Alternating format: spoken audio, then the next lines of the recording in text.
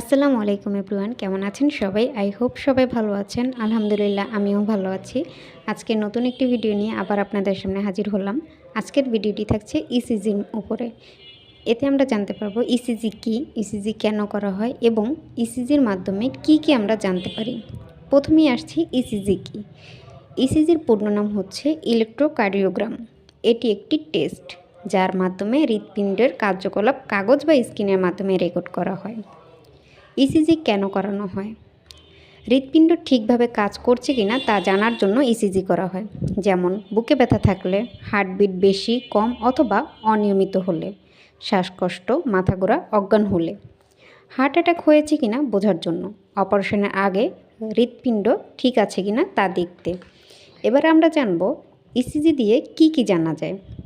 ইসিজির মাধ্যমে আমরা জানতে পারি হার্টবিট স্বাভাবিক বা অস্বাভাবিক আছে কিনা, হার্ট অ্যাটাকের চিহ্ন আছে কিনা, হার্টের অক্সিজেন কম যাচ্ছে কিনা, হার্টের কোনো অংশ দুর্বল আছে কিনা। ইসিজির মাধ্যমে আমরা এগুলো জানতে পারি। এছাড়া আরও নতুন ভিডিও পেতে অবশ্যই আমার পেজটি ফলো দিয়ে রাখবেন।